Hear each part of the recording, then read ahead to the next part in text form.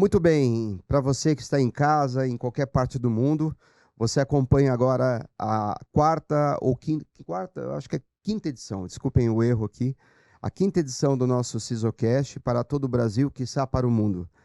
E você nos acompanha também através das nossas redes sociais.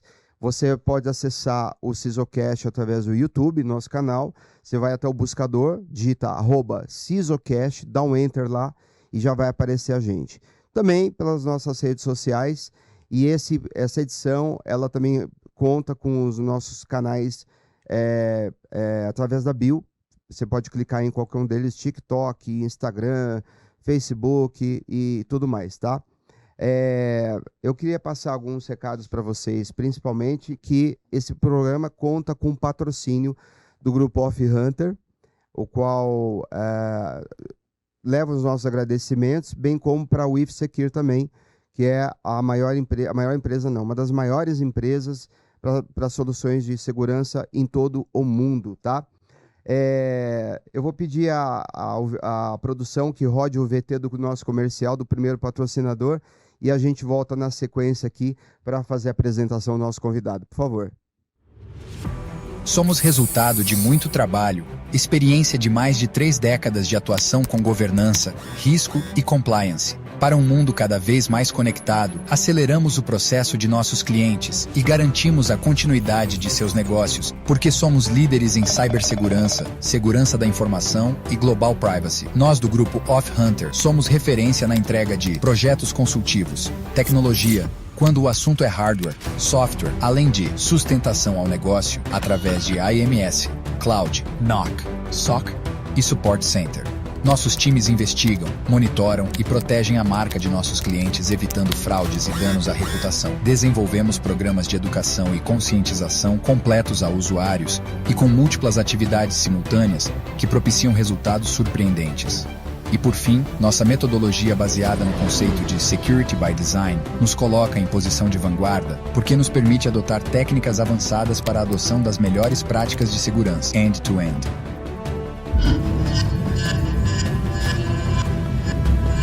Prazer, somos o grupo Off Hunter.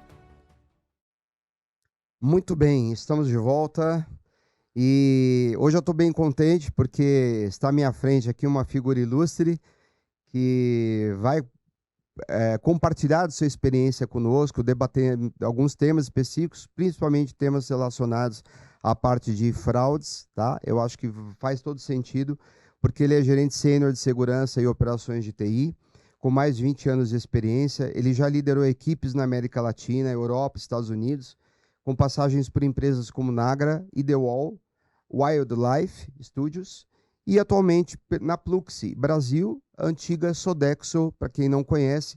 Pode explicar para a gente também um pouquinho a respeito disso, né, dessa mudança de nome, porque essa questão institucional. E o nosso convidado de hoje, ele se apresenta para debater esse tema e tratar de outros tantos importantes também para nós. Senhoras e senhores, meus agradecimentos a você, Anderson. Obrigado pela presença.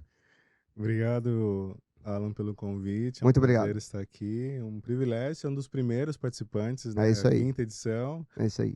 Obrigado. Faço parte dessa história bonita que está sendo construída. Muito obrigado. Obrigado, eu que agradeço. Muito feliz com a sua presença, viu? Anderson, eu vou pedir para você que fale um pouquinho de si, se apresente para o público, para aqueles que não te conhecem ainda, né?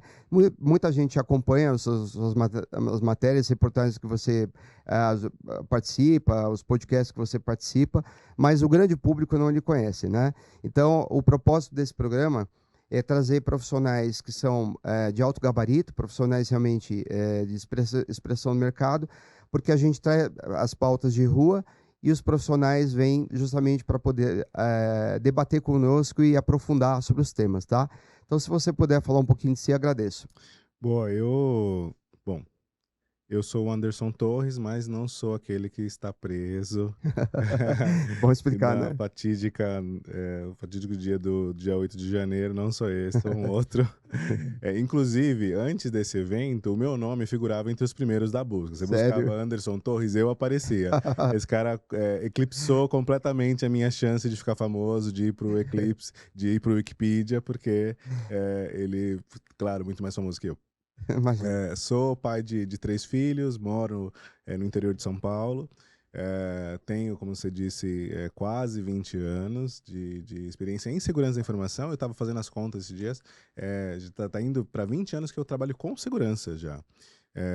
Iniciei minha carreira na IBM, fiquei quase 10 anos lá, trabalhei no primeiro SOC, e na época, né, 2006, 2007 por aí. Uhum. Não era tão comum a ideia do SOC, outsourcing, a IBM já estava na vanguarda e eu participei dos primeiros momentos ali no SOC. A ideia de Blue Team, Red Team, tudo isso era muito embrionário ainda, estavam começando as discussões a respeito desses temas e eu estava nesse momento, foi muito legal a participação disso. Depois passei por outras empresas. A experiência relevante que eu gosto muito de contar foi na empresa Nagra, que é uma empresa de criptografia para o mercado, para o segmento de TV por assinatura, e foi uma das experiências mais gratificantes para mim. Foi a oportunidade que eu tive de viajar ao mundo, participar junto com a polícia em várias operações bacanas, trabalhar com forense, com perícia, trabalhar com advogados, foi muito legal. Muito bom. E depois eu fui para as startups. Trabalhei um período na Edgewall, que é uma empresa voltada para identidade digital, Biometria, né? biometria, muito no processo de Know Your Customer, na proteção de fraude, prevenção de crimes. Tinha tudo a ver com a minha linha de estudo, com a carreira que eu estava traçando até então. E depois me aventurei em outras startups, não deu tão certo. Uma experiência um pouco frustrante, que eu me recuperei, tudo bem. Mas aí aceitei o desafio de liderar a equipe de segurança da Pluxee, que como a área de benefícios do Grupo Sodexo se chama, muito para fazer essa renovação de marca, então adota o nome para explorar melhor a área de benefícios e ter mais representatividade dentro desse segmento e oferecer melhores produtos para os nossos clientes. Então, estou lá assumindo, vai fazer um ano agora em fevereiro, tem uma equipe de profissionais talentosos, reconstruir a área de segurança da informação, tenho aplicado métodos que já vinha fazendo em outras empresas e tenho estado muito feliz lá. Use um cartão da Sodex aí, da Pluxee, para fazer as suas compras. Maravilha. E por que qual a razão da mudança do nome, né? Porque a Sodexo era um nome muito forte no mercado, né? Muito presente em vários países. Por que eles fizeram essa mudança? É uma boa pergunta. O grupo Sodexo ele tem algumas áreas de atuação. A área de benefícios é uma delas, representava uma porcentagem do negócio, mas não era a totalidade. Eu também não sabia, mas o grupo Sodexo trabalha com a parte de restaurantes, mão de obra e extração de minério. Ah, isso eu Eu também não não sabia. sabia. Impressionante. E a área de benefícios.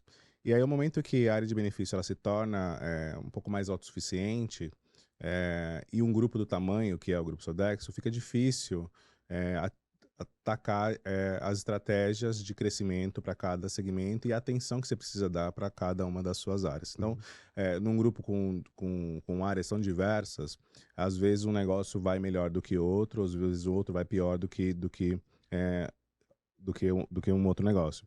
E aí, para você dar atenção, às vezes você precisa dar foco nesse negócio e dar um pouco menos de atenção para esse. Então, decide-se, então, fazer essa cisão. A área de benefícios vira uma área independente, adota um novo nome, uma nova estratégia, uma nova liderança, para poder focar na estratégia. Felizmente, o Brasil é um dos maiores, tem a maior representatividade desse negócio na área de benefícios. Então, a gente está numa posição bastante estratégica para a companhia e eu, numa posição de segurança, fico bastante feliz de participar disso. No Brasil, o segmento maior deles é benefícios. É isso. Dentro da área de benefícios, o Brasil é o maior, Aham. tem a maior fatia do faturamento. E é benefício.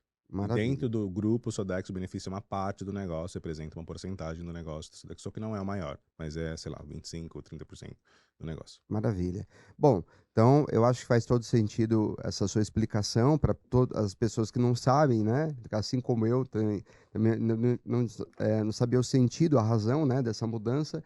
Então, assim, eh, Anderson, o SisoCash, ele tem uma função social. O que que acontece? A gente começou a perceber que as pessoas comuns, né, que não atuam no nosso mercado, Aham. elas têm uma dificuldade muito grande de entender o que que é cibersegurança, segurança da informação e leis globais de privacidade. Se não sabem, muitas vezes a LGPD, quiçá a PPI, quiçá a POPIA, CCPA, etc, né? Então, o nosso intuito, o que que é? Trazer uma visão do que as pessoas acham dos mais diferentes temas e aproveitando que você está aqui, que é um especialista, né, na área, a gente consegue responder, avaliar o que elas enxergam e se aprofundar um pouco mais, né? Eu espero Então, estar à altura da não, mas responsabilidade. está com toda certeza, não tenho dúvida, viu? Então, assim, eu quero pedir à produção para rodar agora um VT. A gente foi para as ruas para ouvir um pouco as pessoas, o que elas acham e pensam a respeito dos temas de fraude, tá bom? ver. Vamos conferir? Oi, gente, tudo bem? Eu sou a Mariana Madureira e estamos próximos à estação Alto do Ipiranga. Hoje eu vou discutir com algumas pessoas sobre o tema fraude. Vamos lá? Oi, gente, tudo bem? Hoje eu tô aqui com a Alexandra. E, Alexandra, você já sofreu algum tipo de fraude, como por exemplo de boleto bancário? Não, eu recebi um boleto que eu achei estranho, aí eu pesquisei um pouquinho e aí eu não paguei o boleto e não sofri fraude. Mas já chegaram alguns boletos esquisitos na minha casa, isso sim. Entendi. Como que você faz para resolver esse tipo de problema que é muito atual? Eu procuro me informar.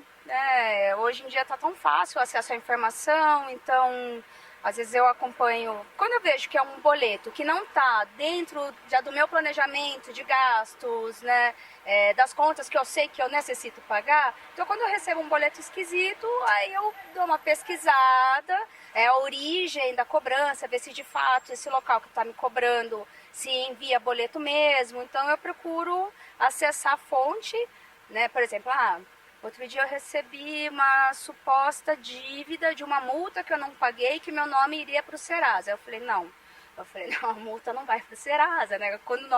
Aí isso eu já tinha a informação, assim, por exemplo, quando você está com multa, não pagou, vai vir no licenciamento do ano seguinte. Então aí eu já vou pegando algumas informações assim. Aí eu entro no site do Detran, verifiquei todos os meus débitos e foi dessa maneira que eu consegui evitar aí uma fraudezinha. Perfeito, muito obrigada, Alexandra. Oi, gente, tudo bem? Eu tô aqui com o Edmilson. Edmilson, você já sofreu algum tipo de fraude? Hoje mesmo me mandaram uma mensagem aqui, tá até no celular. Falaram que fizeram uma compra no meu cartão de 3 mil e pouco no Ponto Frio. Só que esse cartão eu não tenho. Aí eu telefonei lá na empresa que mandaram o telefone junto, né?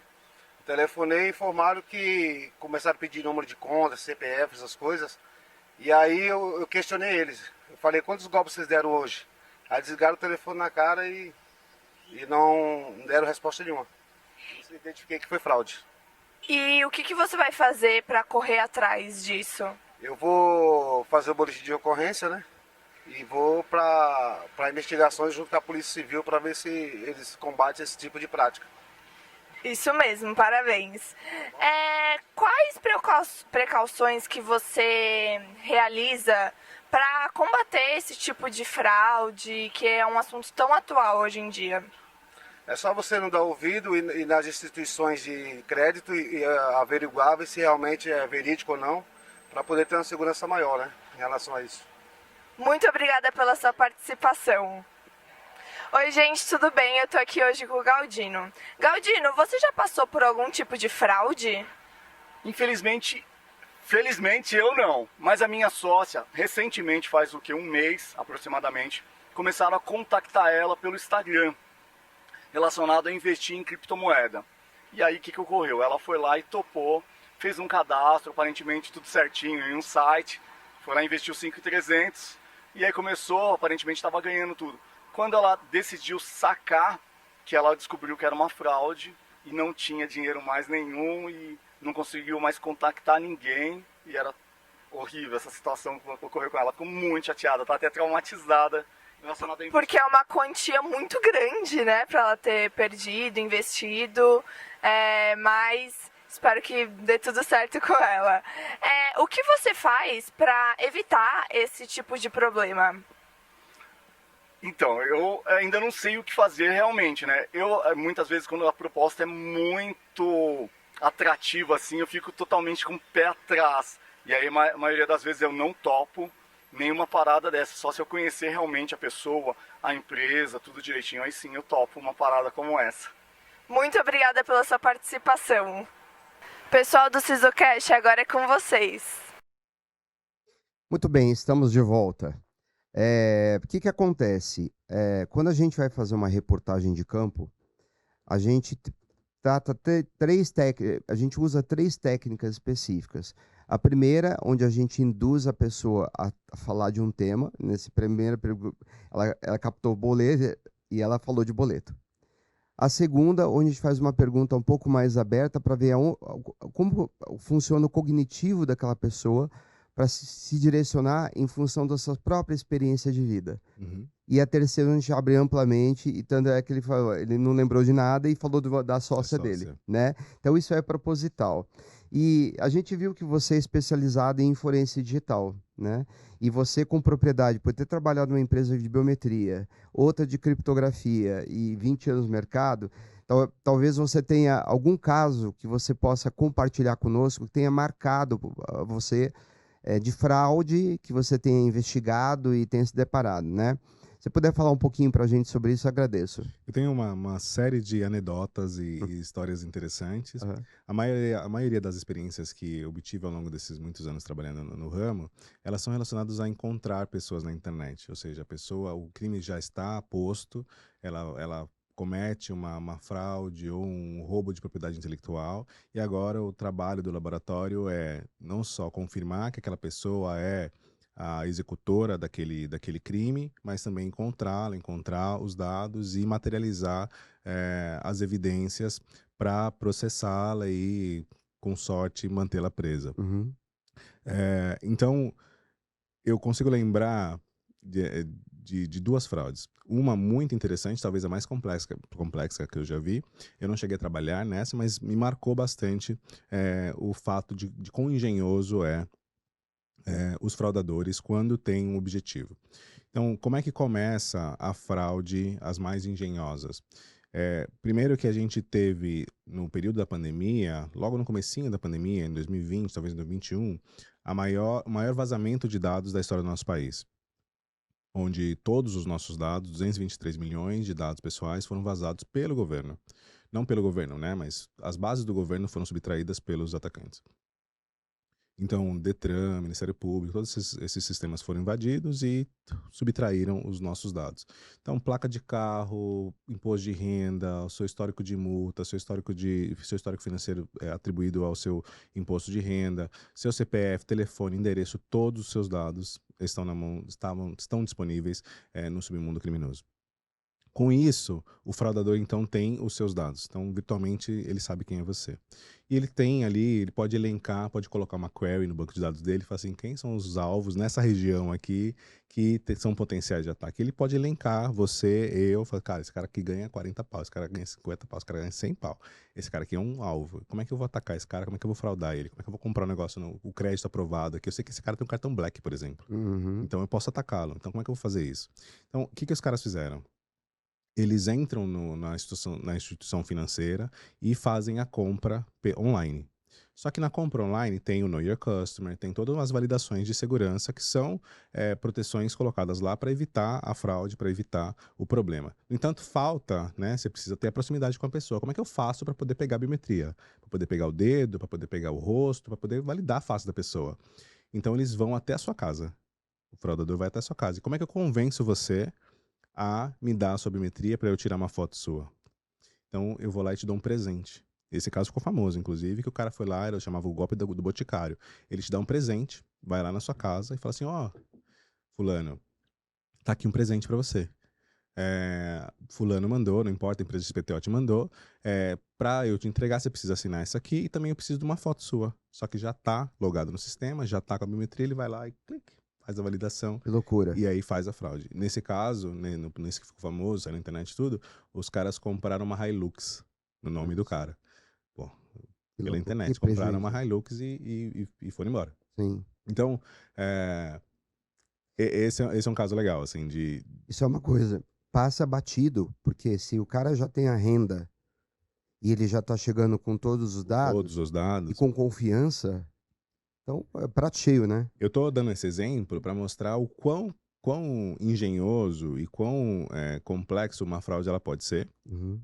Pode ser a mais simples, né? Que é de mandar uma mensagem no WhatsApp com um link, como o rapaz comentou, para você fazer um pagamento via boleto, via Pix, não importa, que é simples, até um super complicado, onde tem uma engenharia social, onde tem uma investigação, onde tem um perfilamento, né? Eu tenho um alvo que eu quero atingir.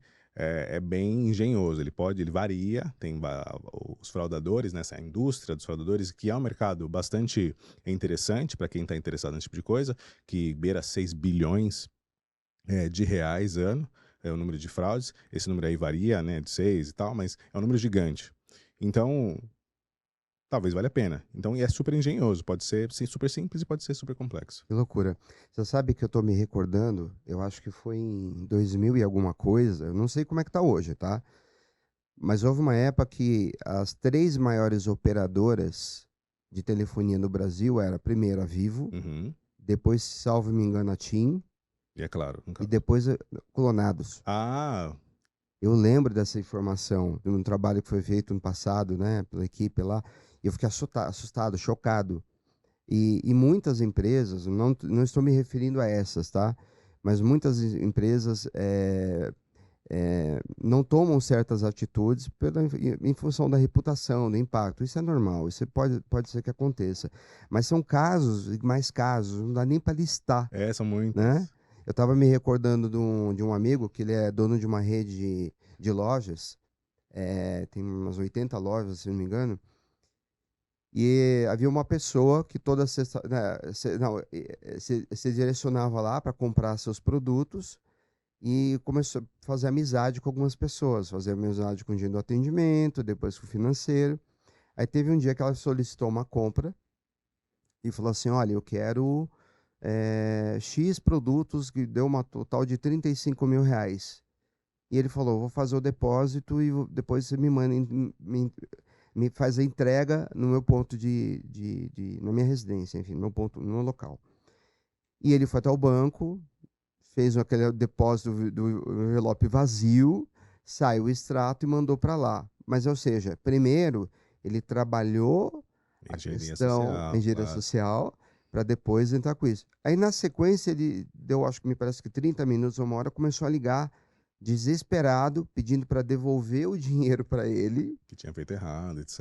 Exato. Então, assim, se é uma pessoa que já se envolve com aquele ser humano emocional, vai achar que realmente é aquilo, né?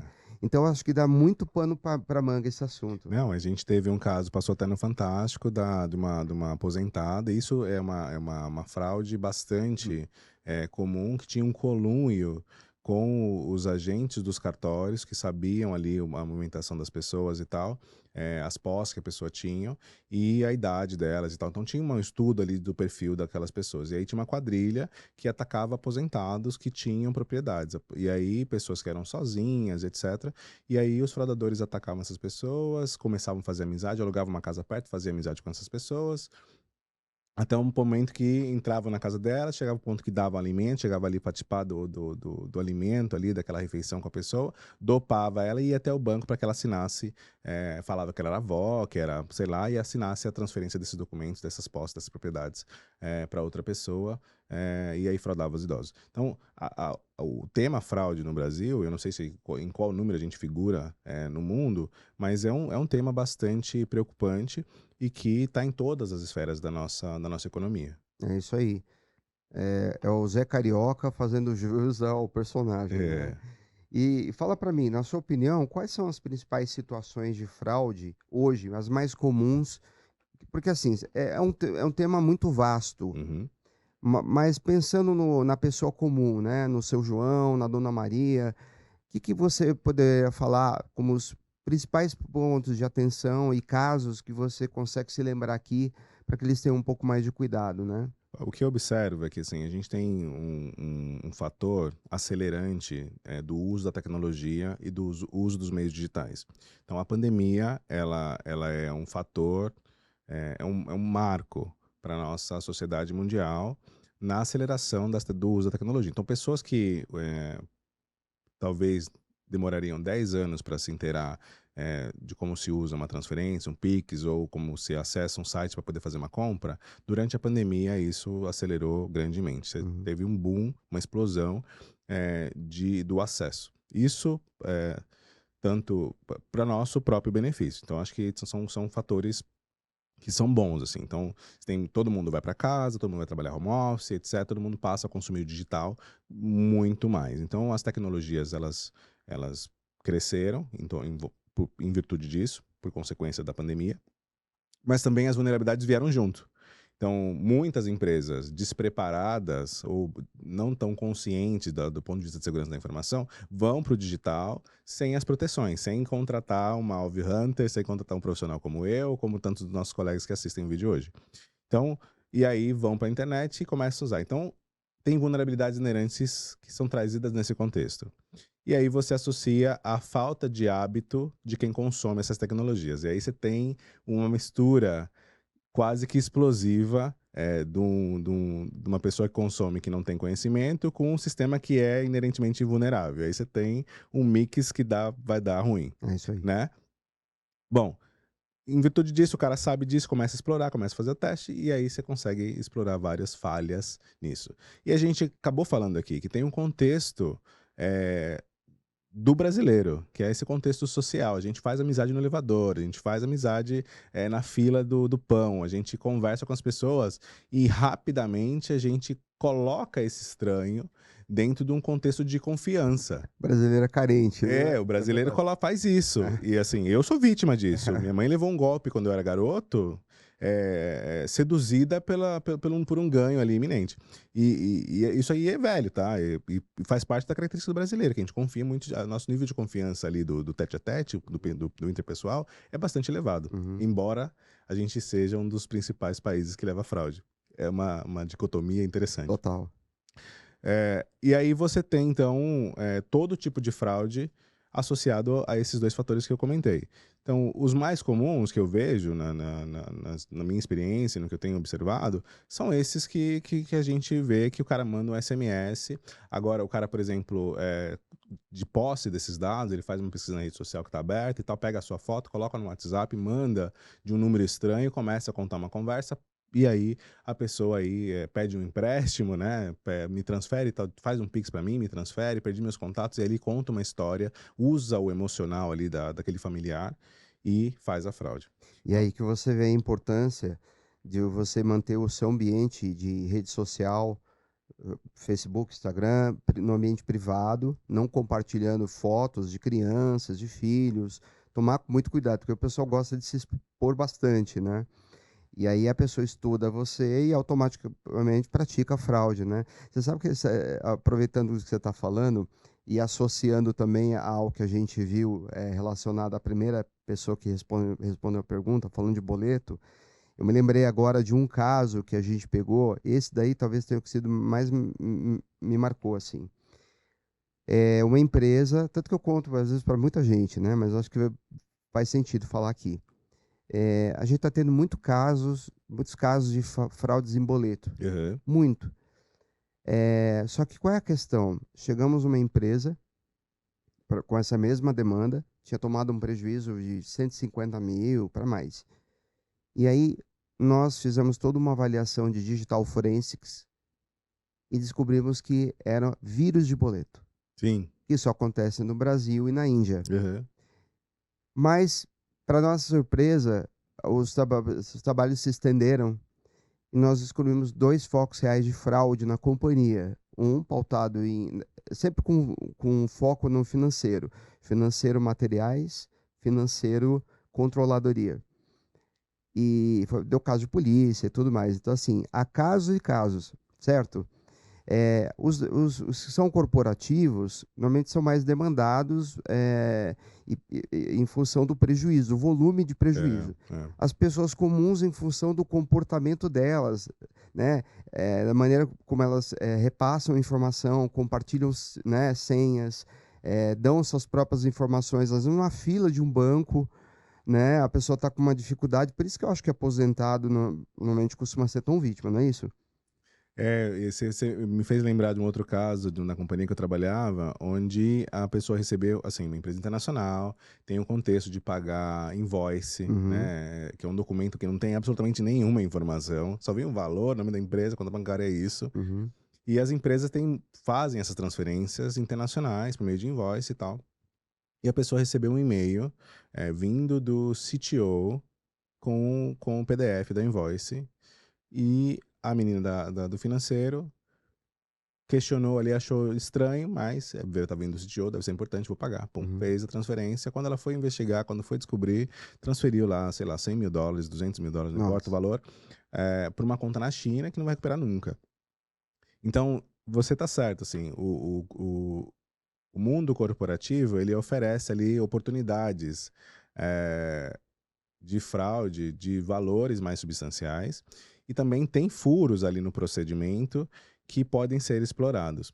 E claro que também tem a parte da fraude onde a participação do funcionário também é presente, né? Você tem ali um funcionário que ele pode subtrair informações, pode vazar dados, pode vazar uma planilha, pode vazar ali um dado que é importante, que pode ser utilizado para compor uma estratégia de engenharia social, pode compor ali um e-mail fraudulento, que foi a partir oriundos de uma informação subtraída da empresa. Por exemplo, é o caso do Itaú. Lembra da Paulista ali? Partiu de um funcionário, né? E você vai ter vários, assim, que é o próprio funcionário que, ou às vezes é subornado por uma organização criminosa para ali te dar uma informação, etc., ou faz parte de uma quadrilha. Eu trabalhei numa empresa que tinha uma moça que foi identificada como parte de uma quadrilha que aplicava fraudes com... Como era o nome do negócio? Era uma conta no Instagram que ela fazia fraude de compras de passagem em resort. Nossa. Então, se a pessoa tinha lá um monte de fotinha e tal, a pessoa fazia depósito, aquela coisa enganada ali, sob a pretensa locação de uma estadia, de férias, tal, a pessoa desaparecia e tchau. Ela fazia isso, e era funcionária. Você sabe que eu recebi esses dias uma mensagem, fica até um alerta para você que está em casa, você deve receber também, isso está bem alto nesse momento, né? Eu recebi uma mensagem pelo Instagram, porque o Instagram há pessoas que pagam para poder veicular suas propagandas e cursos, né, e tudo mais. Uma mensagem com a voz do velho da van, dizendo assim, olha, estamos solicitando a todos que puderem comprar hoje o iPhone 15 e o Samsung S23 por R$ 149, porque tomamos uma autuação uma multa, fomos autuados pelo Procon. Olha que não tem sentido nenhum. Absurdo. Pelo Procon, e precisamos acabar com o estoque de, sei lá quantas mil. Então, somente hoje eu peço que vocês compareçam, que o nosso prazo para esgotamento é hoje. E aí, evidentemente, eu quis ver até onde ia. Cliquei, cai numa tela de e-commerce para pagamento, e lá na barra do browser escrito Mercado Livre. Entendeu? Então, assim, aí eu compartilhei com algumas pessoas, falando, fiquem atentos, porque a pessoa que é humilde vai ver um negócio como esse e vai acreditar. E usaram a técnica de biometria, de inteligência artificial para mudar, colocar a voz do Edavan.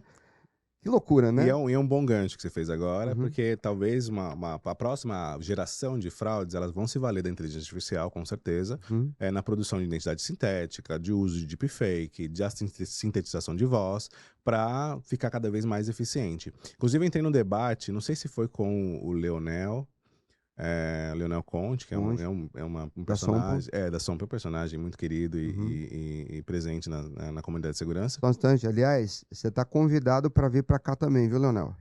Boa. Não sei se foi com ele a discussão, mas foi uma discussão na internet. Ah, não, foi com o Igor Gonçalves, do Itaú, que ele estava questionando a eficácia do uso das tecnologias atuais em virtude do avanço da inteligência artificial, né? Porque ele mostrava uma foto que era muito parecida com uma pessoa, mas era uma foto completamente sintética, produzida por inteligência artificial. Então o background, fundo, a face, tudo parecia uma pessoa real, mas era um avatar. Que loucura. E aí, como é que você vai utilizar as tecnologias de hoje para identificar esse tipo de fraude? Então, você produz uma identidade sintética, coloca uma foto lá, que é uma de uma pessoa, só que a pessoa não existe. E aí, você já tem os dados de um monte de brasileiro, coloca uma foto, produz uma identidade e vai sair fazendo fraude.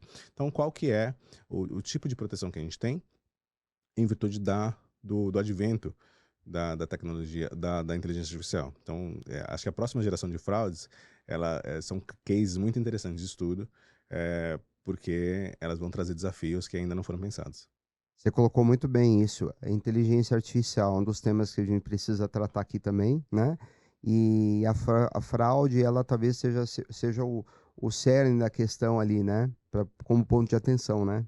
É isso Sem mesmo, dúvida. concordo com você. Você acha que faltam ações, medidas públicas para informação, para levar para as pessoas, para enriquecer o debate público de fato, né? Porque eu acho que, eu vou te dar um exemplo. Hoje, eu até falei, eu acho que isso numa dessas edições, quando você chega hoje num prédio comercial para fazer uma reunião, vamos imaginar que eu fosse para a Plux para fazer uma reunião com você.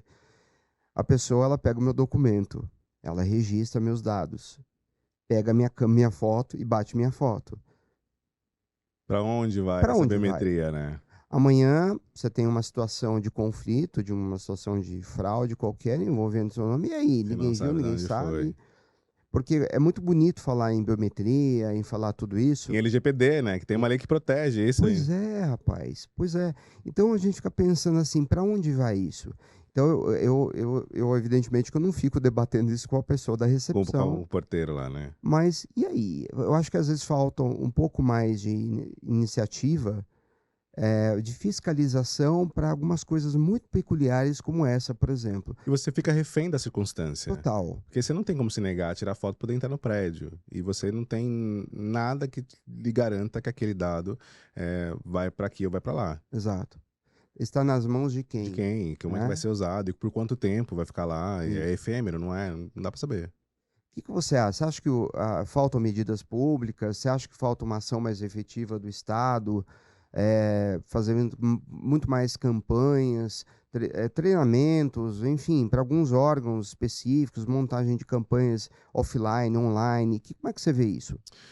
Eu tenho uma opinião talvez divergente da maioria, mas o que eu vejo o que eu vejo é o seguinte: geralmente as leis elas vêm para regular um comportamento que já existe na sociedade. Uhum.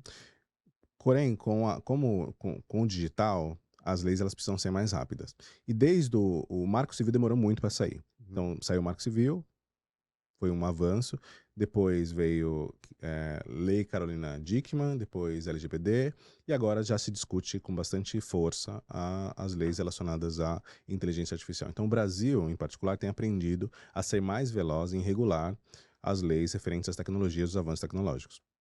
Então, existem bastante debates, bastante fóruns e debates, eu tenho participado de alguns, inclusive, sobre inteligência artificial, para regular e qual que é o impacto da mão do governo. Uhum. Se eu regular demais, eu atraso, eu desacelero a inovação e o avanço dessa tecnologia. Se eu deixar muito frouxo, eu posso dar espaço para todo tipo de fraude e crimes cometidos por meio dessa tecnologia. Então, como é que o governo interfere? Então, eu gosto da LGPD, eu gosto da lei. Só que o que aconteceu com a lei? Ela prevê uma agência reguladora, uma agência fiscalizadora, que é a ANPD, e ela demorou quase 3 anos para ficar de pé.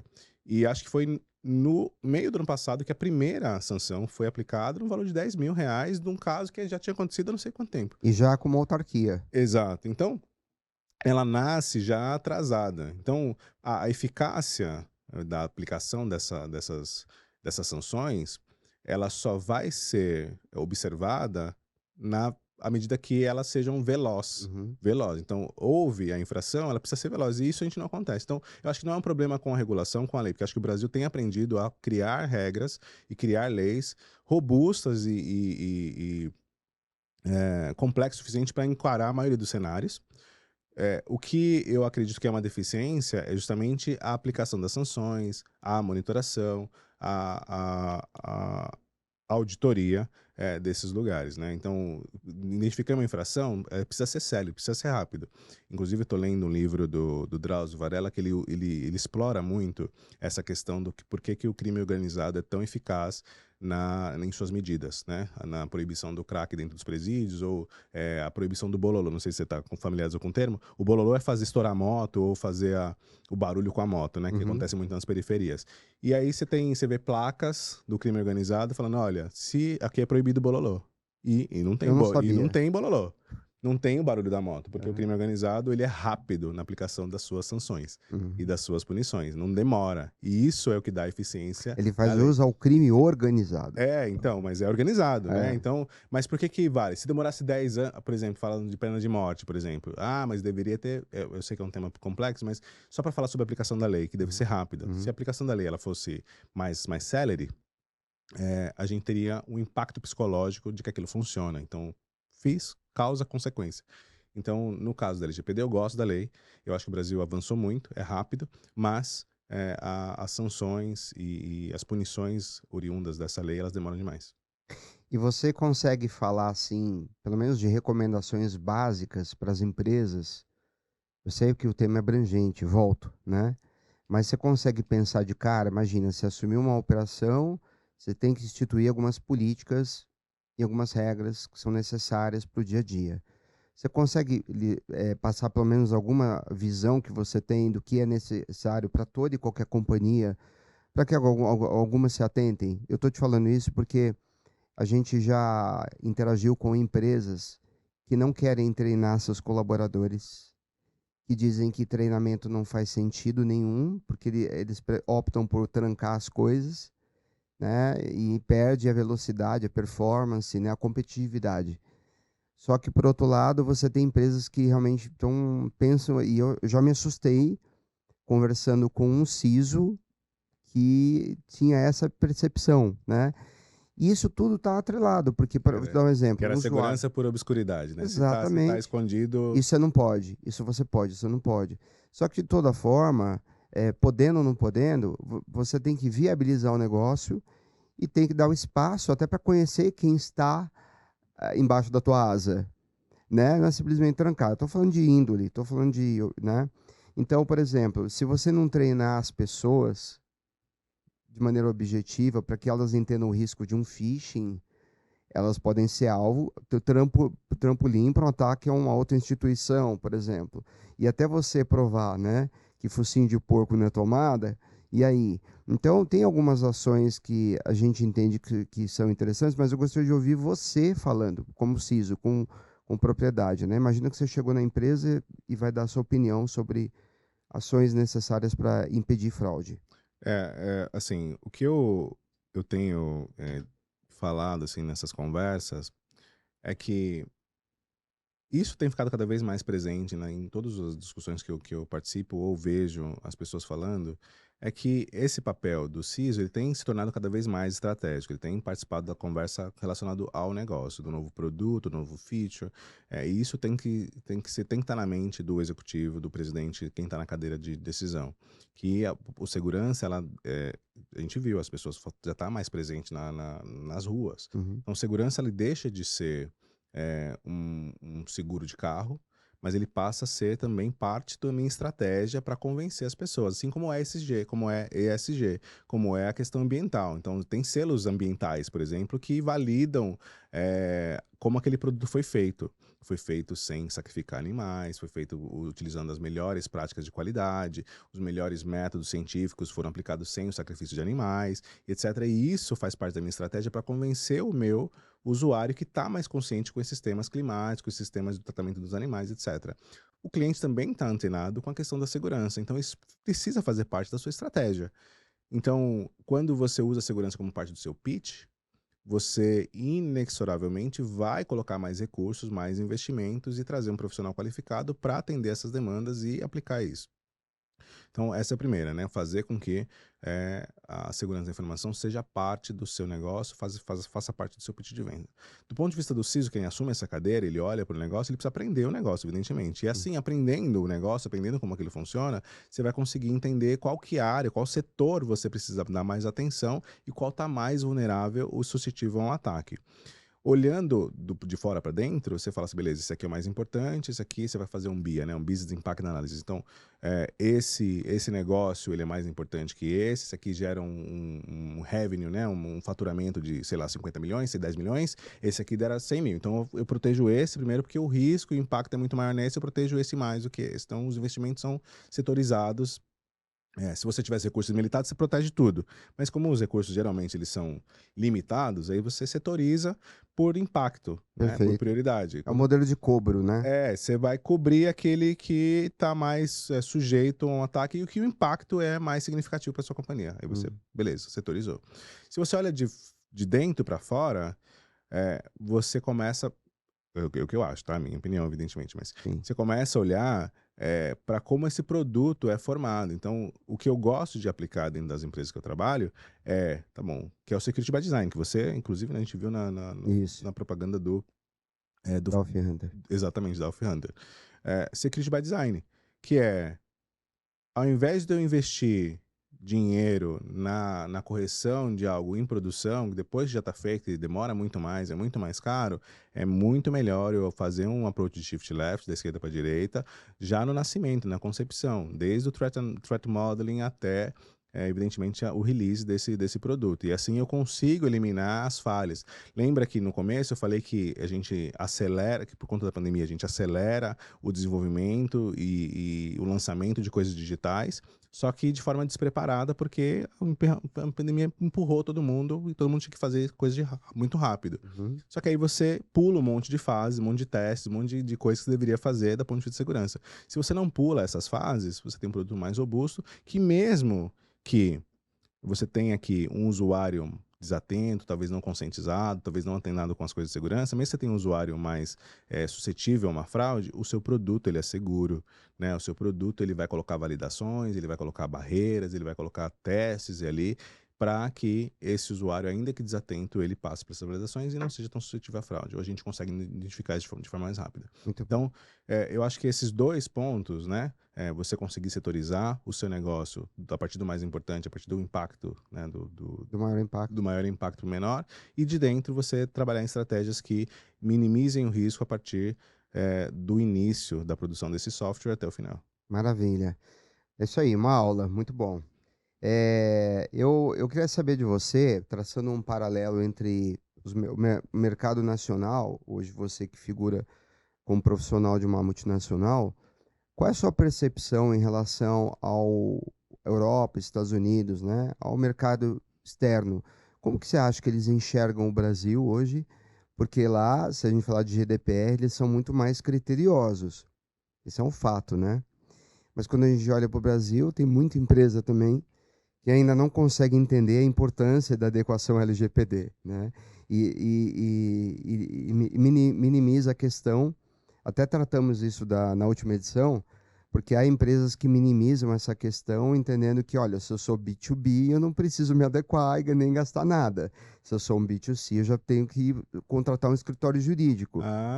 E ela esquece da importância que a gente chama da matriz de 400 pontos, né? Que é você olhar para a TI, maturidade de TI, olhar para o aspecto de compliance, olhar para terceiros, né? E olhar para a capacitação dos usuários.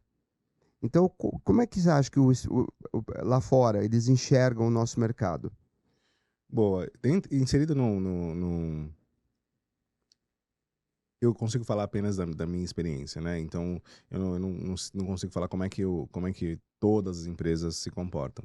Mas o que eu vejo assim, que o Brasil, dado o nosso tamanho continental, ele tem bastante expressividade dentro de um contexto global. Ou seja, do ponto de vista de revenue, de geração de receita, o Brasil ele sempre figura num dos maiores do mundo. Então, quem vem disposto a tratar seus negócios, fazer seu negócio dentro do Brasil, ele tem uma esperança de que esse negócio cresça e se torne uma fatia bastante representativa do todo das suas operações mundiais. Então, nas empresas que eu passei, o Brasil sempre fazia parte desse quinhão importante, ou seja, era 20%, 30%, 40% do todo. Sendo assim, se o Brasil representa essa parte do meu negócio, é quase que natural que os investimentos e a obediência às regras locais, ela seja cumprida. Então, eu não vejo, ao contrário do que você comentou, eu vejo um esforço grande para cumprir a lei brasileira, até porque se você não cumpre a lei, você inviabiliza o seu negócio dentro do país. Sem dúvida. Então, se o país é importante, o cumprimento dessas leis, Bacen, né, Ministério do Trabalho, Ministério Público, seja qual for o órgão regulatório que vai pressionar você para o cumprimento dessas coisas, e você quer evitar umas sanções, e as sanções são duras, né, 50, 30 milhões, seja qual for o valor, são duras. Chega até, por exemplo, no caso da NPD, você fica proibido de fazer negócios. Então, se você tem esse interesse, é natural que você obedeça essas leis. É claro que, então, olhando por essa ótica, o que eu acredito vai depender do tamanho, qual a expressividade do negócio brasileiro no todo. Então, você é uma empresa americana, europeia, e o Brasil é uma fatia pequena do seu negócio, você vai, whatever, né? Tipo, tá bom, não vou fazer isso porque o custo é maior do que eu ganho lá em dinheiro. Então é melhor nem fazer nada. Eu prefiro pagar a multa do que fazer o que você está me pedindo. Entendi. Agora, geralmente é o inverso, né? Geralmente o Brasil é um negócio estratégico, importante para o todo. Pode não ser no momento, mas estrategicamente, daqui a 2, 3 anos eu quero crescer no Brasil, quero se tornar um dos big players e tal, e aí eu preciso me adequar às leis. Então, eu vejo essa conjuntura depende do quanto que ele representa para o todo. Muito bom, muito bom mesmo. Perfeito. Bom, a gente tem um recadinho para passar aqui, tá? Nós estamos intermediando algumas posições no mercado, tá? Posições para CISO, coordenador, gerentes, analistas. E o CISOcast tem o propósito de ajudar as pessoas também no mercado, tá? Isso aqui não é taxa de hunting, não é essas coisas não, só para deixar claro. Então, você que é empresário, tem uma posição, precisa empregar um profissional estratégico ou não tão estratégico, mas que opere pela área de segurança, pode passar a sua posição para oportunidade@cisocast.com. Com toda certeza, a gente tem bastante material para poder compartilhar, tá? A gente vai fazer isso. Existem alguns perfis que são mais difíceis, DevSecOps e tudo mais, mas assim, para ajudá-los, né, com esse objetivo de empregabilidade, a gente vai assumir esse papel. E você também que é profissional e quiser mandar o seu currículo para oportunidade@cisocast, a gente consegue dividir lá o fluxo e a gente recebe os materiais e compartilha também com as empresas, tá? A gente não informa as empresas a pedido delas, né, porque senão vira uma bagunça, mas façam isso. E a gente tem currículo de profissionais que são muito relevantes no mercado, que optaram por sair de algumas empresas, estão buscando nesse exato momento né, se reempregarem, e para nós é simplesmente uma forma de realmente ajudar, né? Então essa é a primeira coisa que eu queria passar. Eu vou pedir agora que rode para a gente o comercial da WIFSecure. Você conhece a WIFSecure? Não, mas estou ansioso para ver aqui a vinheta. É assim, uma das maiores empresas de segurança do mundo, é uma empresa finlandesa. Ela tem soluções para gestão de vulnerabilidades, soluções para EDR, gerenciamento de patches e muitas coisas mais, né? Vamos rodar lá? Por favor. A WIFSecure é uma empresa finlandesa líder mundial em soluções de cibersegurança entregue via plataforma unificada Elements. O Elements é uma solução modular única composta por uma gama completa de produtos de segurança cibernética. Inclui o premiado gerenciamento de vulnerabilidades, gerenciamento de patches, proteção de endpoint, tecnologia de detecção e resposta para endpoint, cobertura para Microsoft 365, bem como gerenciamento de postura de segurança na nuvem. Juntos, os produtos oferecem solução de ponta a ponta e cobertura inigualável, podendo ser adquirido em SaaS. Conheça agora a nossa plataforma. Fale com o nosso time de vendas. Muito bem, estamos de volta aqui. Infelizmente, já entrando na reta final dessa conversa, que está bem agradável, eu quero aproveitar e mandar um abraço para os amigos da SecureGate e os amigos da WithSecure, que estão conosco nesse projeto aqui, tá? E que a gente recomenda veemente, tá bom? Eu queria saber o seguinte, como a governança de uma empresa, perdão, como a governança de uma empresa ela é capaz de reduzir os riscos, né, de uma organização? Com quais são as ações que você julga serem as mais efetivas? Essa é sempre uma pergunta muito difícil, porque a gente tem a liturgia da coisa que vai te instruir. A gente tem frameworks como NIST, o ASP, né? Você tem outros frameworks que podem lhe ajudar a seguir um caminho, né? Você tem o CIS, né? CIS-RAM, por exemplo. E você tem essa liturgia que você precisa acessar, estudar, entender ali a teoria de como reduzir riscos.